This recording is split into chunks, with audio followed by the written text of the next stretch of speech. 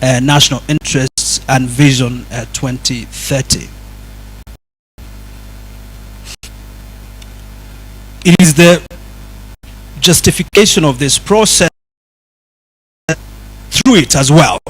The legal gaps, the institutional gap, clear, and on that basis, we will see legal reform and legal advancement being put in place to ensure that we have in place the right norms and the right institutions.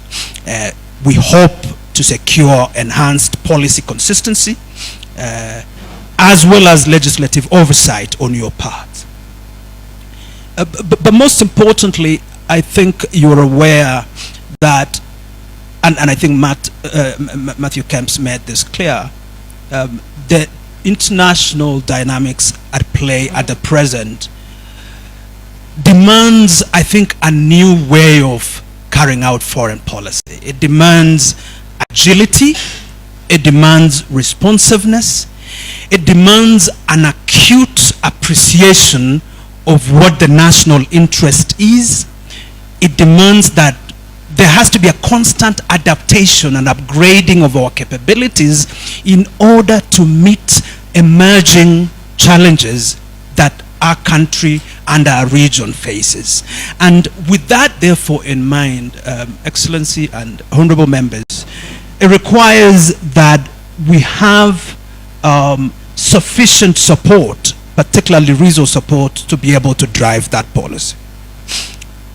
It is our hope that through this process of institutionalizing a sessional paper, that we will improve implementation and accountability mechanisms. In terms of the process of the transition, I think we've already discussed this. There's been a policy review and justification. We've assessed key changes in 2024 revised edition.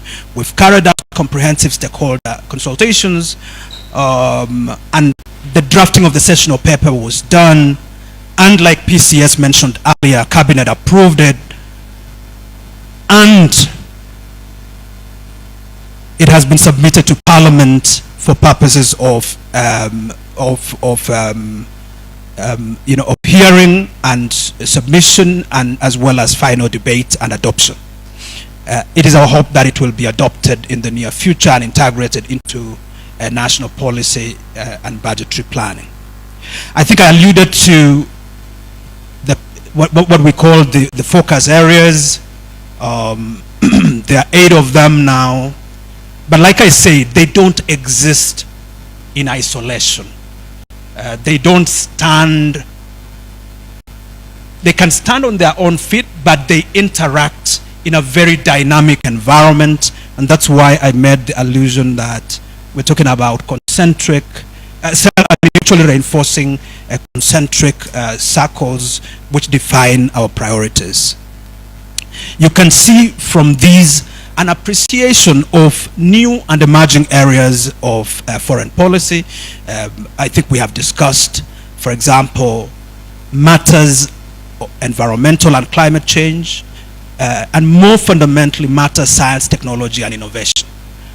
His Excellency Prime Cabinet Secretary just mentioned that he came out of Rwanda, where he attended the Artificial Intelligence Summit that was convened by the government of Rwanda and the AU to discuss Africa's roadmap, for leveraging on AI. Again, these are areas that are beginning to inform not just ordinary areas of engagement, but also the military domain. The use of AI in the military domain is increasingly becoming a critical issue. I think my sister Rosaline will discuss at length diaspora diplomacy. But aside from these new areas, there are also older areas that we need to be able to optimize. The social, cultural resources of our country, the social, cultural assets of our country need to be optimized for purposes of attracting investment, particularly in areas such as tourism, and many other areas. And there is scope for us to work with the State Department of Tourism and Wildlife and other like-minded institutions to be able to advance our priorities. I think mention has been made on the centrality of economic and commercial diplomacy. particularly the issues around investment and trade, and the fact that this is a domain that at the present is experiencing, I think, quite some volatility associated with developments in the United States and reactions from different players. A reality that might push the world into a recession, God forbid, but nevertheless a reality that demands our urgent, active engagement with. For example, I mean, yesterday when President Trump imposed tariffs on Kenya, 10% tariffs, immediately we need to define a path to address the impact of that on our apparel sector. An apparel sector that has benefited from a free trade agreement, for the whole continent, known as the AGOA framework, that allows us to import into the United States, at preferential terms. What is the impact of these new tariff on the AGOA framework? All right. So there are lots of dynamic developments that present threats, but also present opportunities for us in the economic and commercial aspects. This transition, it is expected, will lead to several outcomes. The legal recognition and enforceability of foreign policy objectives is one of the central ones. I mentioned earlier the issues around coherence and interagency coordination, which is a big issue. I think you in Parliament have particularly been questioning us about coherence and consistency with regard to positions that we have taken. I think in the recent past there have been several positions that we've taken on the Sudan, for example, on Eastern DRC, even including in places like South Sudan. And sometimes you hear different and speaking to the issue, saying sort of different things, and it creates a bit of disharmony. And for those outside the country who are observing us, they begin to wonder whether, in fact, we have a common position on the matter. And therefore, it is our hope that through this process, we will have even greater coherence, and greater coordination. I'm happy that our colleagues from the Ministry of Defense are also present here, and they will later on be making their own presentation. It is, we have been urged, I think, time and time again, to maintain our leadership in terms of multilateralism and global positioning of Kenya. This is something that has given us respect and prestige because we have been consistent on several critical issues globally, and as a result, we're entering into alliances and strategic partnerships with different players, which then requires that we strengthen our capacity to respond to multilateral issues. I don't think I need to discuss the fact that there will be strengthened governance and accountability in foreign relations as a result of this process. In terms of the challenges that we face and the mitigation measures, we still are dealing with delays in policy adoption. I'll give you an example. So recently, Cabinet adopted the position that from a budgeting standpoint, the Ministry of Foreign Affairs should be moved from the payer sector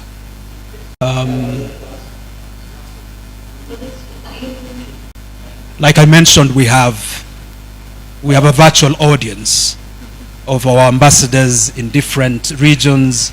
I want to urge them to observe protocol when it comes to the use of technology. But I was to move the Ministry of Foreign Affairs to the security sector. We have experienced quite some resistance from some of our bigger brothers. I don't want to mention them. I think you can imagine.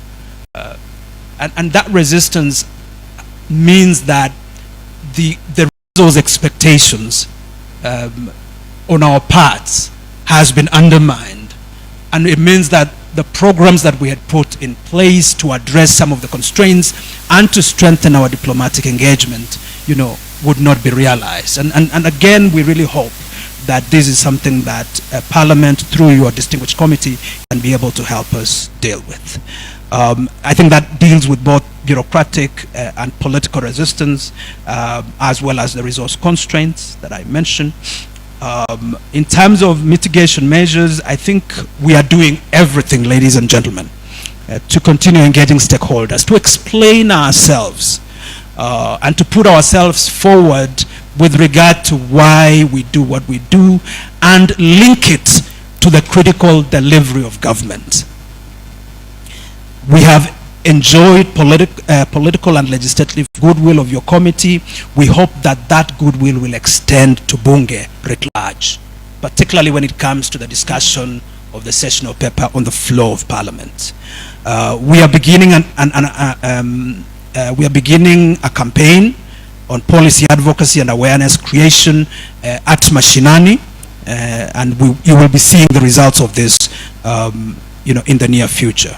And most importantly, we are not just sleeping and relying on the resources that you have earmarked for us. We are also trying to build partnership, and I'm really grateful, for example, that the government has been standing with us in this regard. We are forging partnerships with institutions such as JICA, with institutions including China, not just relying and putting our eggs in our traditional partners who are going through their own transitions at the moment. And so to be able to supplement and to address the resource gaps that we have, we are also quite proactive in building partnerships.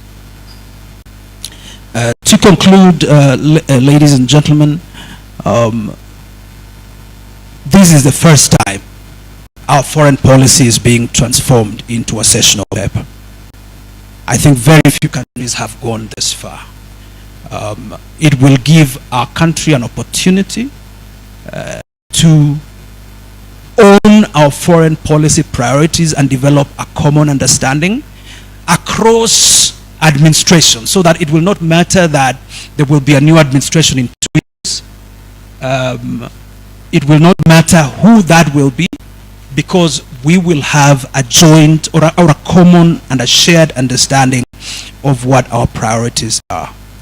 And related to that is that we will sustain a commitment to effective implementation and review, and our hope is that that will lead to the strengthening of Kenya's position in regional and global affairs, and enhance collaboration amongst stakeholders. Allow me, with those short observations, knowing that you have internalized the policy and the sessional paper, and knowing that you will be asking us difficult questions after this, to invite my sister Rosaline to come and make her presentation on diaspora affairs, so that we can have a joint session of Q&A. Thank you very, very much. Let's put our hands together for Rosaline.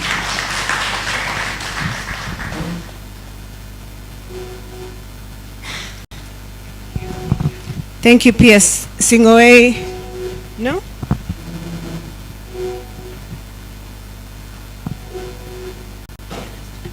No?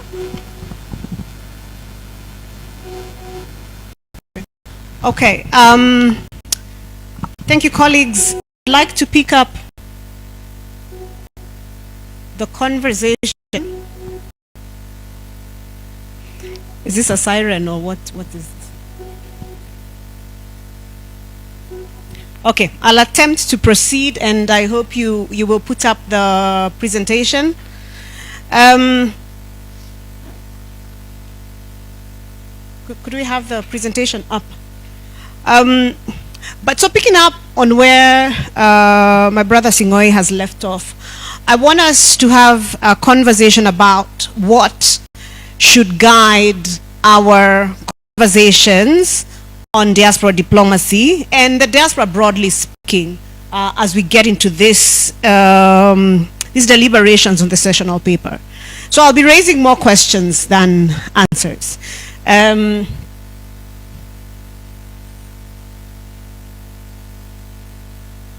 I'm waiting on someone to load this presentation for me. Okay, I'll start. So what I'm hoping to do is to raise questions that I hope at the back of your mind, honorable members, you will have as we get into these discussions in the sessional paper. Again, to note that we do have a detailed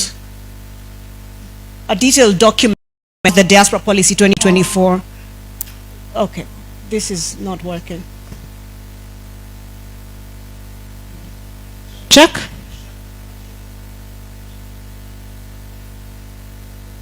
No, so I don't know who needs to mute, or this is fine. Somebody.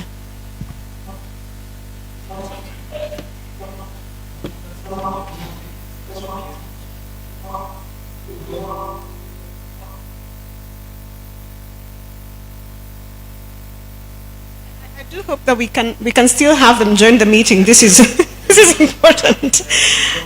Okay.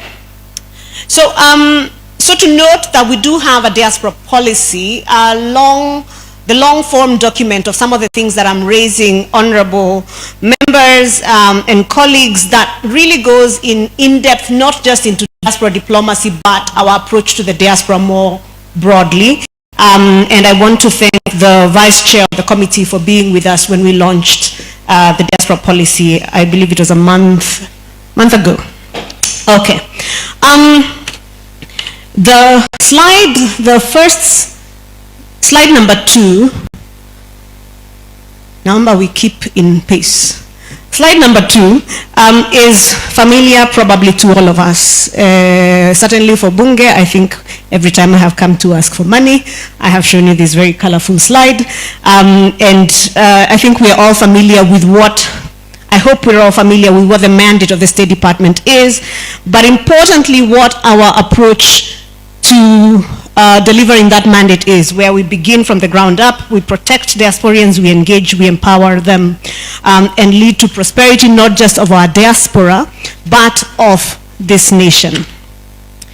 So picking up from where I left off earlier when I spoke during my opening remarks, some questions. What does it mean to have Kenyans in high-ranking positions in foreign governments? What would that mean? And how can we as a country better, and I hate this word, leverage the Obamas of this world? What does it mean to have a dual citizen, a Kenyan American, Kenyan Irish, as Prime Minister, as members of Parliament, as principal secretaries or secretary generals where they are? What could that potentially mean for Kenya?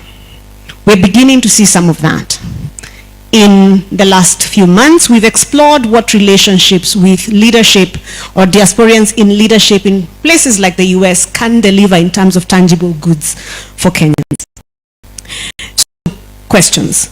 How are we able to better support Kenyans who take up these opportunities in a structured way, and make sure that when we go to negotiate agreements with foreign governments, we have our insiders and they can see us behind the tent and we can make progress. We know that countries that have done this, just leave it on slide 2, countries that have done this have succeeded well. We know Ireland, for example, has claimed Obama more than we have. We know that Ireland has done this to help them get out of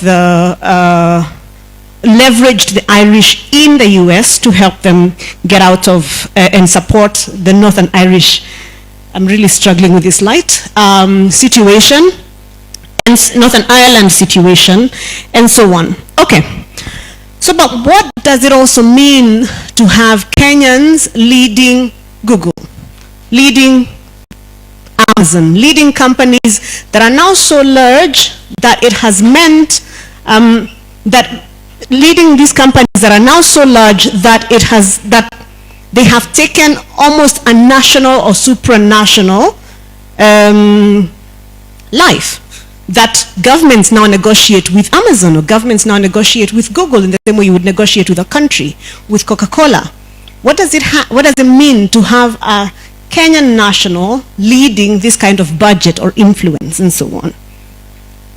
Related, but maybe different question. What does it mean to have hundreds of thousands of Kenyans in distress in certain places? And how, therefore, should a government like ours think about these things? I'll give you a quick case in point. And we've had an opportunity to discuss this, including with your committee chair.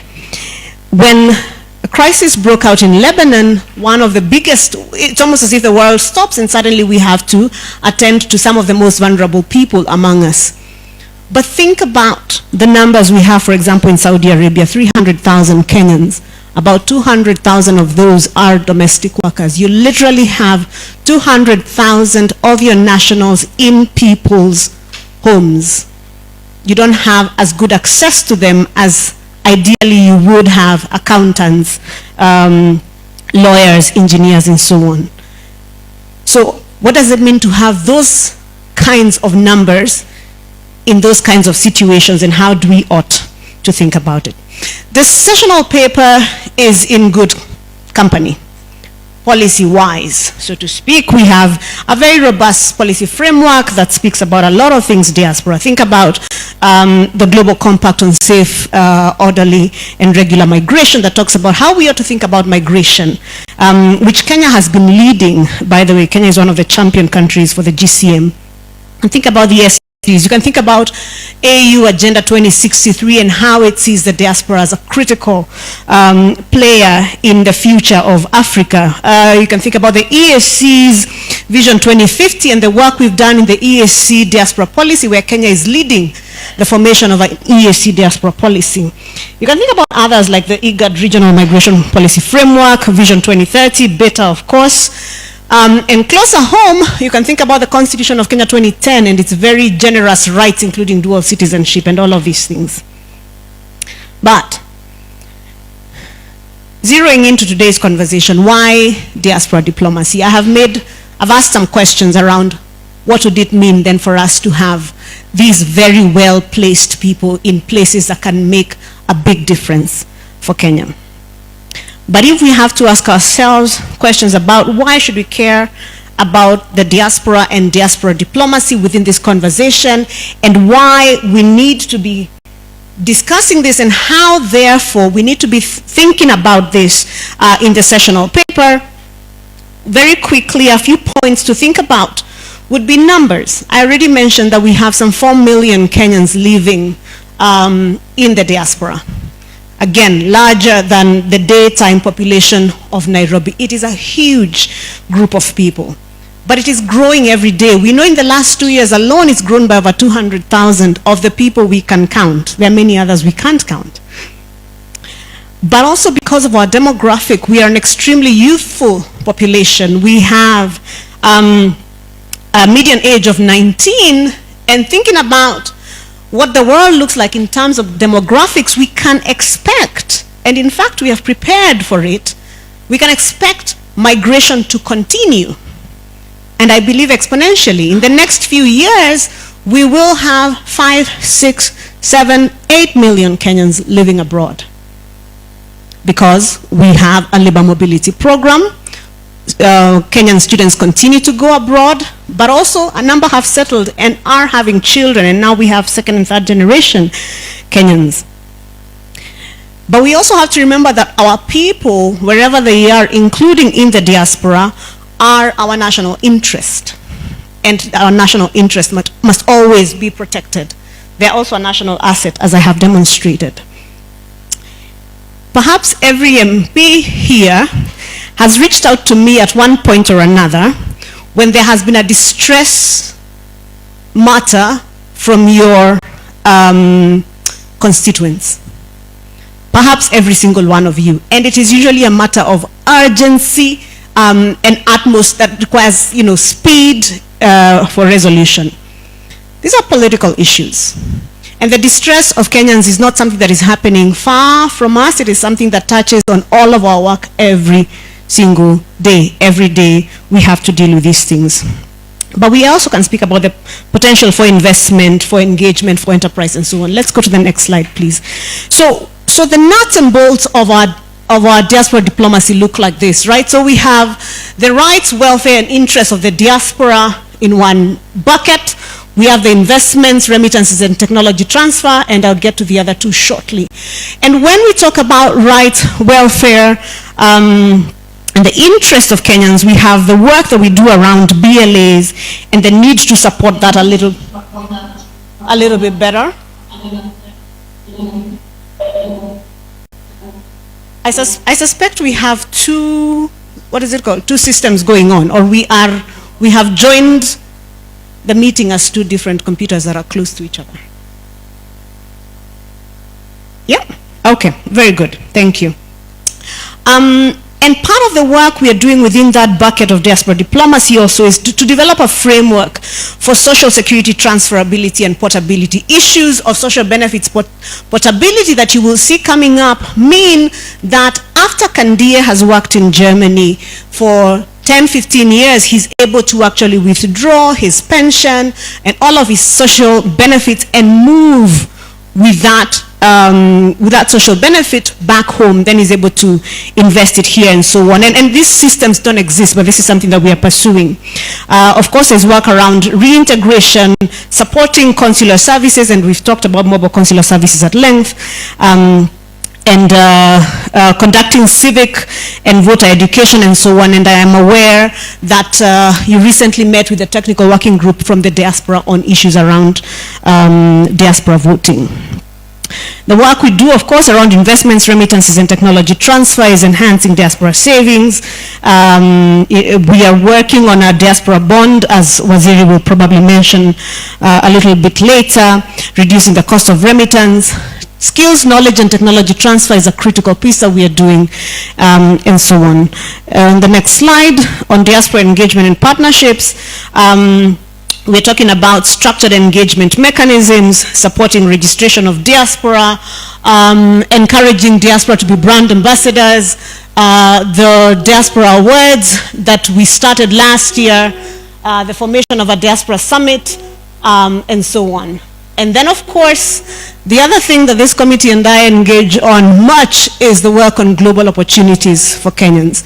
So our labor mobility project is one of the biggest initiatives under this administration, because, as I said earlier, we recognize that we have an extremely youthful and well-trained population. And there is, on the other hand, a global labor market. And as government of Kenya, we have entered the space and created a global labor market strategy that you're aware of between State Department for Diaspora and the State Department for Labor and Skills Development. And that GLMS outlines how the government is to protect, is to create policy, regulation, but importantly to facilitate people to take up opportunities in this global labor market strategy. All right, so I've spoken a little bit about the key initiatives that we are working on, which is the recruitment policies, the facilitation of bilateral labor agreements or migration and mobility agreements, work that we are doing on recognition of degrees, prior learning, but also mutual recognition of skills, and capacity building. Next slide. We can jump that, we move on to the next one. I want to jump directly into specific asks that are important for us within this department, but beyond the department, that are important for us as we push this idea of entrenching the diaspora in our conversations, entrenching the diaspora within the national psyche, and resourcing the diaspora for the reasons that I explained earlier. The first among this is the Diaspora Placement Agency. The DPA currently is established under executive order, and it operates under the State Department for Diaspora Affairs, and its mandate is put out here, is to facilitate diaspora job placements and to manage labor mobility. I often have to answer the question, why does the DPA need to exist when private sector does recruitment and placement? The answer is very simple. For the same reason Kenyatta National Hospital exists and Nairobi Hospital exists. The problem of unemployment is large enough for us as government to have entered into that space to address. The other reason is that for many years, the cries that you see on the news, including as recently as last week, has been an issue of quote-unquote rogue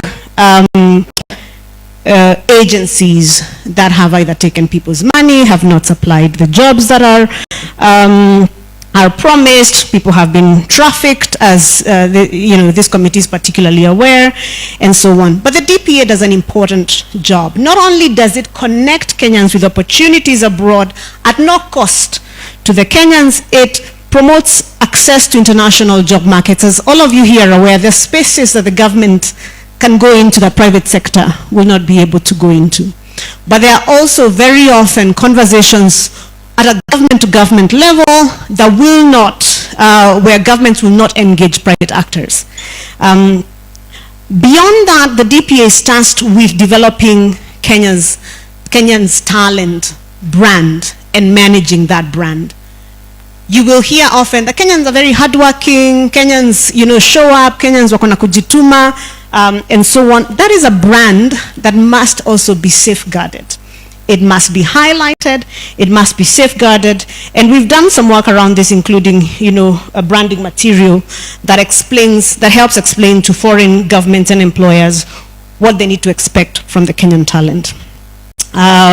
Establishing international skills, inventory and tracking global employment trends, supporting mutual recognition of skills and qualifications from other countries. We facilitate pre-departure and pre-migration training and reintegration programs. Again, because we sit in this ministry, we have the advantage of being able to connect our people immediately with the embassy or high commission where they're going.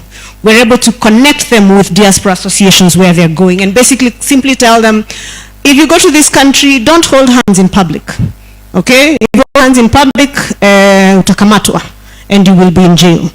If you go to such and such a country, this is where you can find unga ya ugali. And this is where you will find, a church and that kind of thing.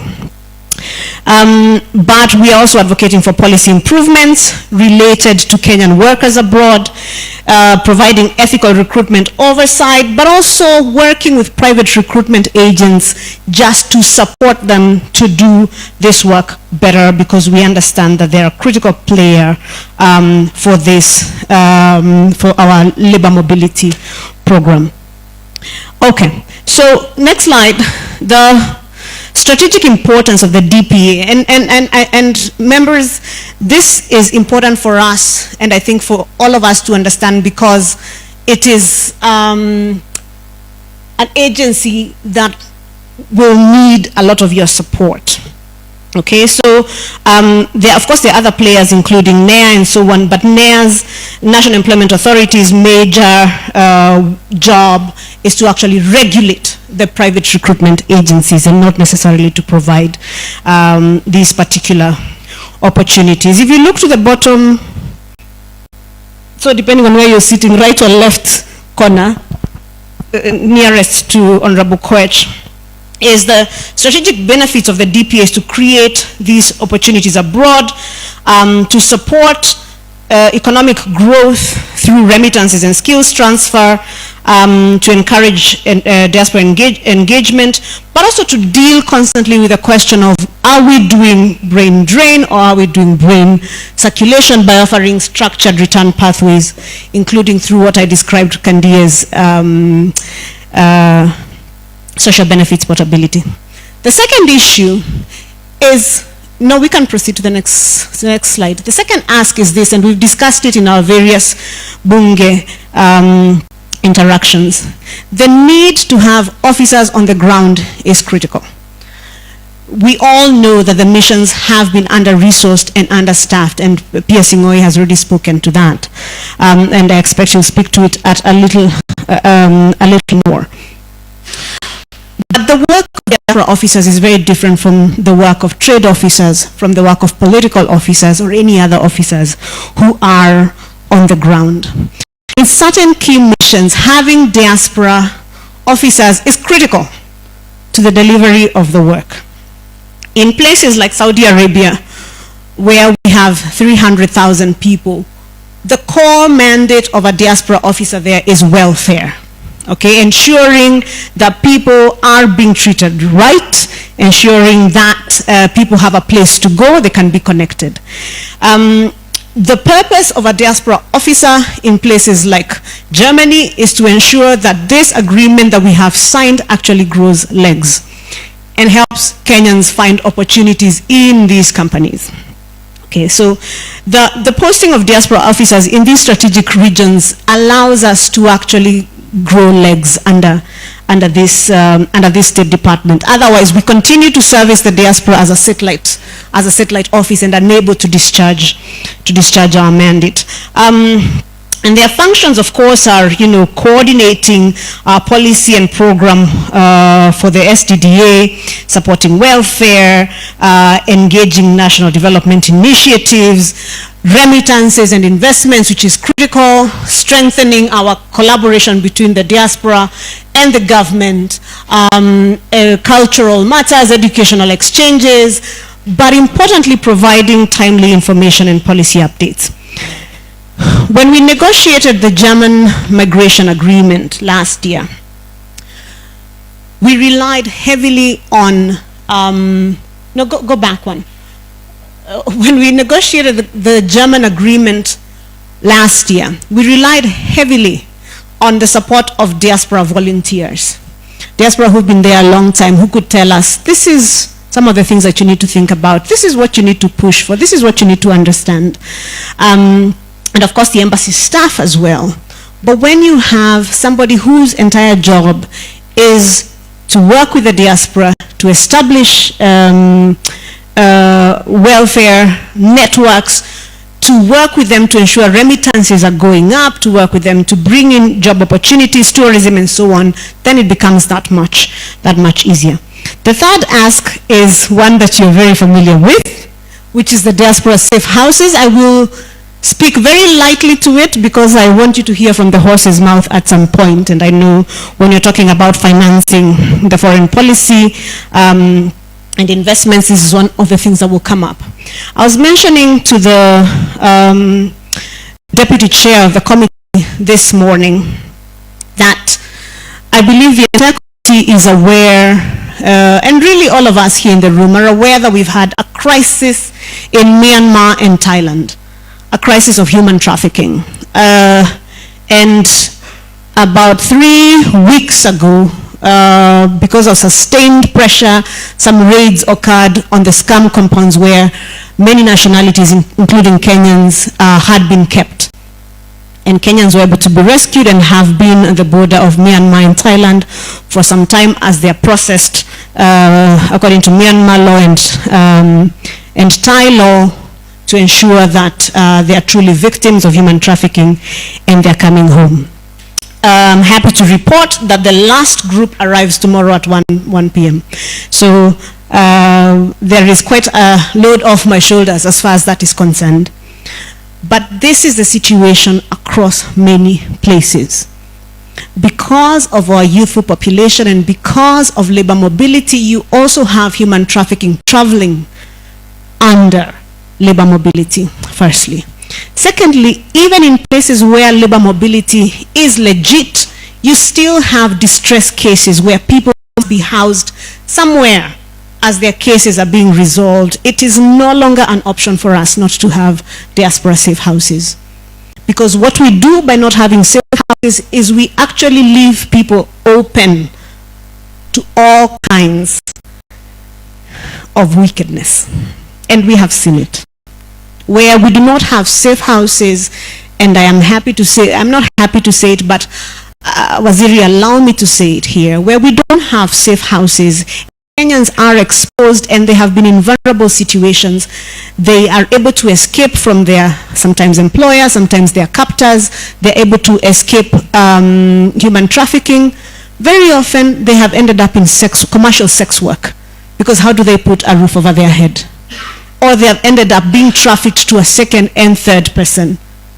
So for us as a country that has 4 million people abroad, it is imperative that we are able to protect them. Have safe houses in specific places: Saudi Arabia, Qatar, UAE, Thailand, Oman, where we have specific hotspots, so that people are able to be kept safe for the period that they are there as we process them. Countries that have smaller budgets than we do, including Uganda, have huge safe houses, and their people are doing well in some of these really difficult places. In these safe houses, to give them temporary residence, and we're able to secure them, we're able to do psychosocial support, we're able to work with other related agencies, we're able to offer legal and consular services and healthcare support, because sometimes people come to these spaces with broken legs or in really bad shape. So this is something that we really must prioritize. My other ask is on bilateral and multilateral engagements, and let me say this one quickly. On bilateral agreements, on bilateral engagements, we are working and negotiating to implement agreements to protect Kenyan nationals abroad. And by this I mean we're going beyond BLAs and migration agreements to see what else we can do. Multilaterally, we are doing work to address transnational challenges, and within the frameworks really of the GCM. I have 5 minutes. I just need 3. No, I'm serious, I'll take the 5. And active participation in regional global platforms, and strategic advocacy and partnership, aligning Kenya's diaspora diplomacy with frameworks such as within the AU, IOM, and global frameworks. As I mentioned when I began, I want to make quick mention of diaspora welfare and engagement, because I know the committee recently engaged with diaspora, with a technical working group from the diaspora on democratic processes. And I know, those matters are alive with you, so I don't need to push that anymore, but just to note that diaspora suffrage is something that is at the top of our minds, and so on. Allow me to say something really quickly about the establishment of the Diaspora Welfare Fund, which is something that we will speak to a little later when we come to speak about the DPA. One of the things that we've learned from countries that have gone ahead of us has been, how do you fund and how do you support things like the increasing cases of distress and so on. The formation of a diaspora welfare fund that is co-funded by government and the contributions of diaspora then would allow us to address various issues, including potentially partly running the safe houses, repatriation, evacuation, and so on. And we will have a better, we'll go into that a little in depth. Diaspora mental health and well-being is something that is critical, and I think I already spoke about social benefits portability, and reduction of remittance costs. Again, all of these are underpinned by the framework, the large policy framework that I spoke about. Evacuation and repatriation is another thing that we discuss at length every time I come to see this committee. And this is just what we've been able to do in the last 2 years, evacuating and repatriating Kenyans in distress. And I have asked before, and I want to thank the committee because you've always been very supportive in terms of ensuring that we have a budget as far as repatriation and evacuation is concerned. I spoke about the diaspora as the AU's 6th region when I spoke about the framework, the policy framework. Again, this is something important for us to have at the back of our mind as we discuss this sessional paper, to note that the Kenyan diaspora continue to be a crucial national asset and national interest, as I mentioned. I want to quickly speak money. and I know I understand that we have a session on funding the foreign policy. So I don't know if this is the point I should make, PS, this is the point I should make this ask, or whether you want us to have this during the funding process. Okay. So very quickly then, I just want to say that when the financial requirements come up, Honorable Koech and your team, as we usually say, mtuangalie kwa macho ya si ya huruma tu. We are the diaspora critical player in the development of this nation. Let me end by thanking you all in working alongside us to protect, engage, empower, and prosper Kenya's diaspora. Asante sana.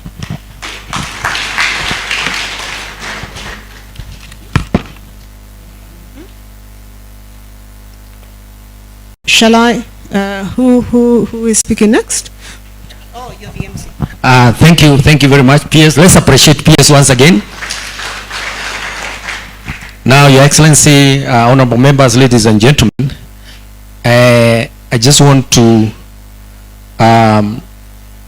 alert you that we have 3 sessions lined up. Each of them is 30 minutes. So if you take the time from now for the next 1.5 hours, that would be 2:30. So is it agreeable that we break for lunch at 2:30? We already alerted the hotel that we're going to be late for lunch. So we go for lunch around that time.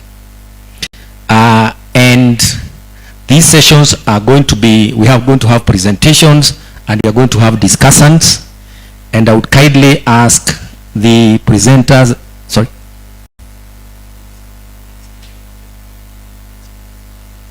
Or feedback on what has already been presented. Oh yeah, that's great. So that's a great idea. Okay, thanks for correcting me. So let's have feedback for the next about 10 minutes. Chair, you want to say something? I saw Honorable Yusuf raised his hand. That's why I just had to help you moderate. Honorable Yusuf, have the mic. All the sessions or just the last session? Huh? Wow. Okay. Well, thank you so much, Chair, for the opportunity to be able to contribute to the discussion, these important discussions. And I must say that this is one of the few occasions we've had to engage directly with government ministries that we oversight. And we've had a lot of enriching presentations, starting with our guest who has left, which was quite a good knee-jerk, I would say, wake-up call for us. And the fact that, in fact, a lot of things are changing. We are living in a rapidly evolving global landscape, in which many of the assumptions that many of us, the students of international relations and international politics, have taken for granted. So with this, are we up to speed with the things that are taking place? Is this sessional paper adequate enough and has taken aboard some of the changes that we are noticing? With the international liberal order put ahead by the recent changes in policy in the United States, it looks like it's not going to be business as usual. And I think maybe we need to revisit some of the assumptions that we have made as far as Kenya's position is concerned. I particularly noted that our response to the 10% tariff was very feeble. We didn't speak very strongly about it. The statement, I'm referring to the statement that was issued by the Ministry of Trade. We didn't speak like a confident, independent sovereign state. And I think maybe there's a need to articulate more strongly on that issue, and maybe to pave the way a new path of what Kenya is going to do in order to deal with those challenges. I'm grateful also that we've learned that quite a number of international organizations are moving to Nairobi. United Nations agencies are moving to have their operations out of Nairobi. But at the same time, we must be also looking at how this is going to be impacted by the shrinking aid basket that the United States has disbanded, which was a major provider of aid. The Europeans are heading that way, UK and the Netherlands, and to a certain extent the UN multilateral system that we have come to depend may be seriously affected as a result. One of the points that have been raised here by the Principal Secretary is that we are going to align our foreign policy with our development goals. And the question that I raise is that given that foreign policy is not a transactional, how would you align foreign policy with our development goals? That's going to be a very big challenge which needs to be looked at. I could have spoken on some other aspect, the peacekeeping element, for example, that you've touched on, and the fact that countries like Ethiopia and Rwanda are heavily involved. But I'm also fearful that peacekeeping would also be a casualty in the evolving U.S. foreign policy. The fact that America is going for protectionism rather than globalization would affect the funding of peacekeeping. And remittances, as far as I'm concerned, from the donor communities. Finally, I'd like to zero on the last presentation, because we're consuming huge volume of information, and there's some diminishing attention as far as is concerned. I wanted to first of all ask the 5 million that has been presented by our sister. What is the evidence for that? Where is that information from? Because I don't believe that our diaspora is that big. And I don't know of any statistical, evidence-based statistical information that we can rely on. And therefore, we need to be realistic in how we deal with information. I like the idea that we're looking at the diaspora as a resource, not necessarily for remittance. We don't only need to milk them. You know, you can't just continuously milk the cow. You also need it to nurture and feed it so that it can continue to provide the sweet milk that we get out of the diaspora.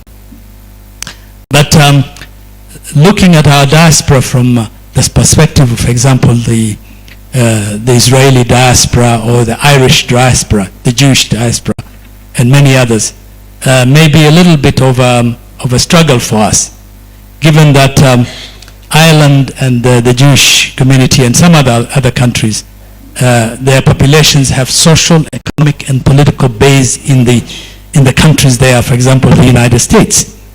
There are bigger populations like the Chinese diaspora or the Indian diaspora with a lot of expertise, which do not have that sort of economic and political weight that these other countries have.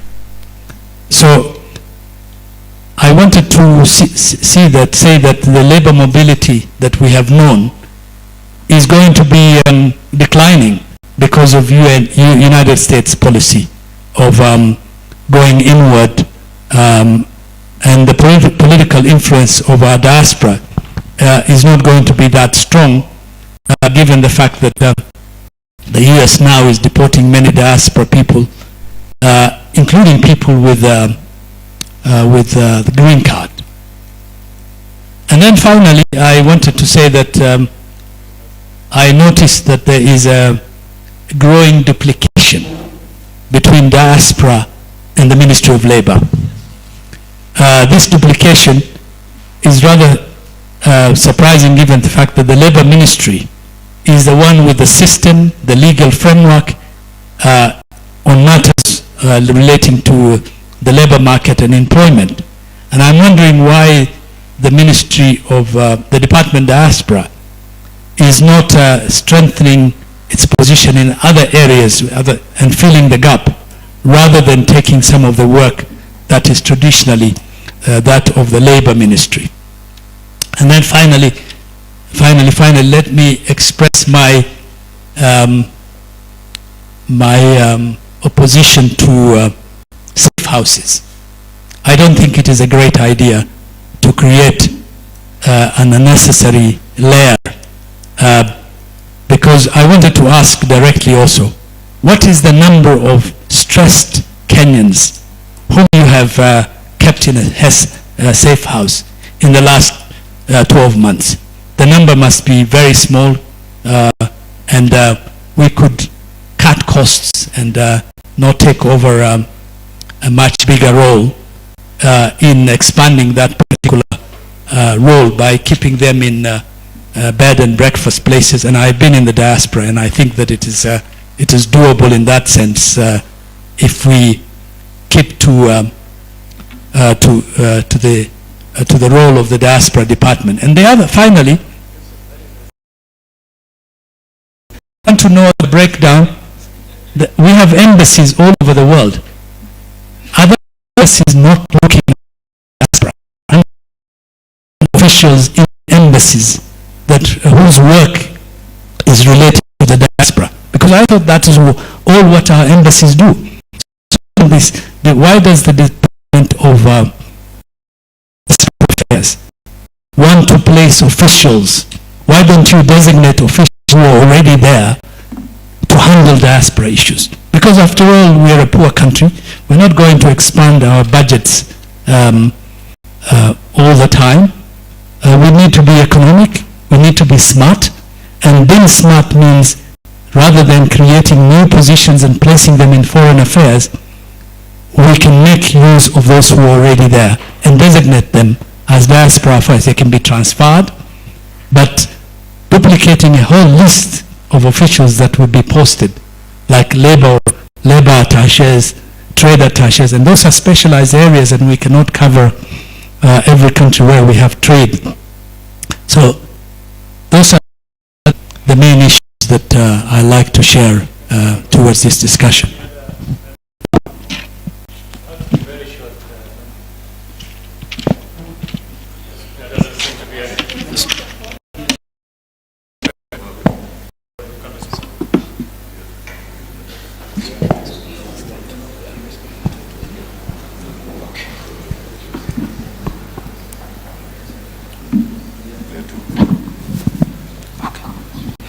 Thank you very much, Honorable Yusuf.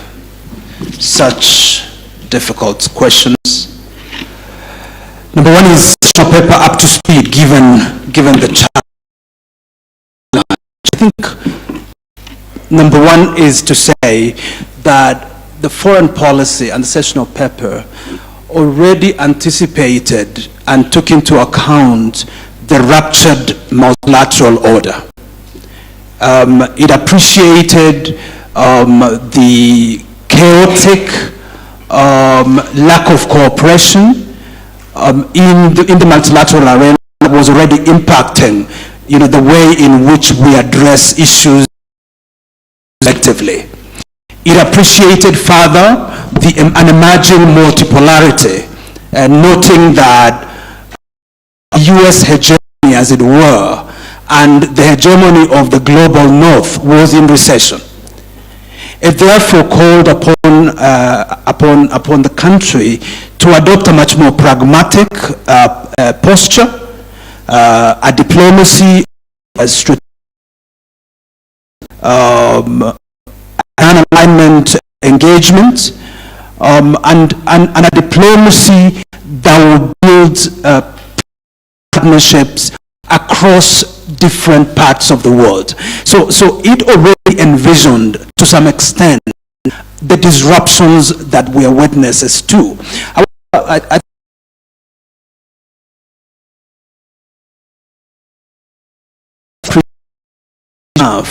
the disruption caused by the Trump presidency. See that kind of decisions have been taken, will be taken to the extent they have been. We don't even know what is coming around the bend. And therefore, I think there is a sense in which we need to build additional language, just a bit of contextual language, in the policy and maybe in the sessional paper. But I think in terms of response to these challenges, I think we had built sufficient appreciation of the uncertainties in the global arena, the uncertainties contexts sufficient for us to be able to move forward. To the question of aligning foreign policy with development goals, that we have is that we are deploying our foreign policy for purposes of aiding and supporting our development objectives. So, for example, we did mention that our strategic partnerships with different countries is something that is being prioritized. We are building a robust relationship with Middle Eastern countries for the purpose of mobilizing capital. We are working with Europe in terms of access to their markets, attracting FDI, showcasing specific investment opportunities for our country. So I would argue that there is a sense in which we can say that there is a measure of alignment between our foreign policy in service of or in aid to our development goals. Thirdly, on the matter of peacekeeping, appreciating your view that that there is an erosion of support for peacekeeping. We of course are cognizant that the UN recently, particularly the UN Security Council, adopted Resolution 2719, which permits support by the UN through its regular contribution to AU-led peacekeeping missions.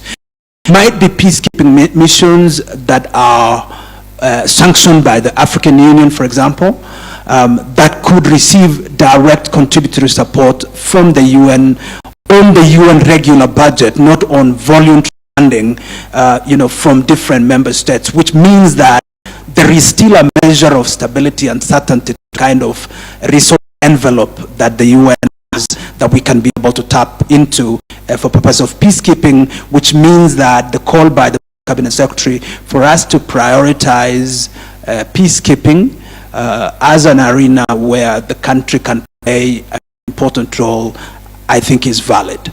I will leave the rest of the questions to my sister Rosaline, even though I will come back to the very last question of the role of embassies in taking care of diaspora. Thank you very much. Thank you, PS. Mheshimiwa, let me try and go through your questions one by one. The first one, I think, is a numbers question. Where do we get this 4 million number? There isn't a country in the world that is able to give you definitively the number of their diaspora. So you go about it using various data sources, you triangulate, you do a little bit of what do you call it, when you plan how populations grow and come up with a number. So the way we've come up with the 4 million number has to do with data that we have from the IOM, data that we have from census that was taken by the Kenyan government, the data that we have from various embassies, the data that from foreign governments in terms of numbers of Kenyans in those spaces, doing some triangulation and projections, and we come to that 4 million number. It's important to note that diasporas around the world, not just the Kenyan diaspora, but all our experience, they're not just mine, but the experience of people who have in spaces that diasporas tend not to register themselves. For example, estimates how many diaspora they have by just seeing how many passport applications they have in a country.